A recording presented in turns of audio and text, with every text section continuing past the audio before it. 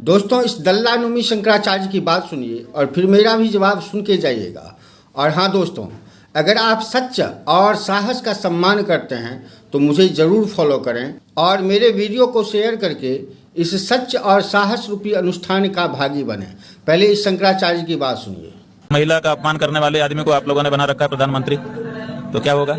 जिसने पहले ही महिला को ठोकर मार दिया है, विवाह किया, विवाह करके छोड़ दिया, आज तक वो बेचारी उन्हीं के नाम पे पड़ी हुई है, ऐसे व्यक्ति को आपने प्रधानमंत्री बनाया, तो उस समय नहीं सोचते थे कि यह महिला का अपमान करने वाला व्यक्ति है? इसके समय में यही होगा।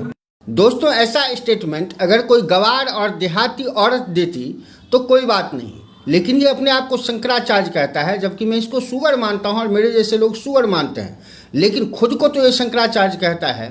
किसी शंकराचार्य का इस तरह का स्टेटमेंट देना सिर्फ शंकराचार्य के पोजीशन का ही अपमान नहीं है। ऐसा बोल के इसने हमारे महापुरुषों का भी अपमान किया है।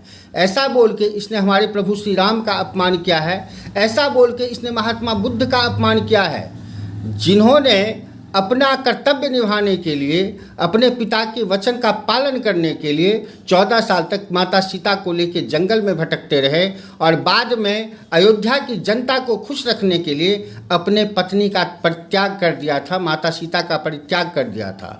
महात्मा बुद्ध ने इस जग की कल्याण के लिए अपनी पत्नी का परित्याग कर दिया था।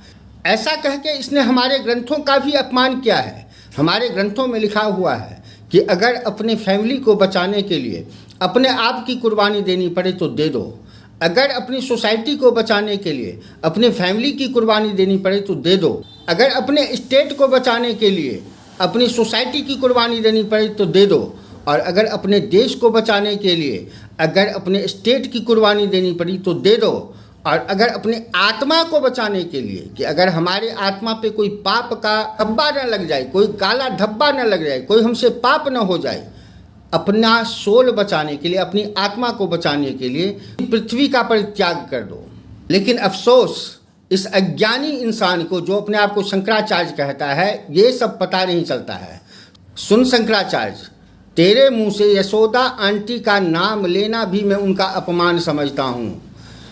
आज कलयुग चल रहा है। मोदी जी ने अगर यशोदा आंटी के साथ रहना छोड़ दिया तो अगर दूसरी औरत होती तो दूसरी शादी कर ली होती।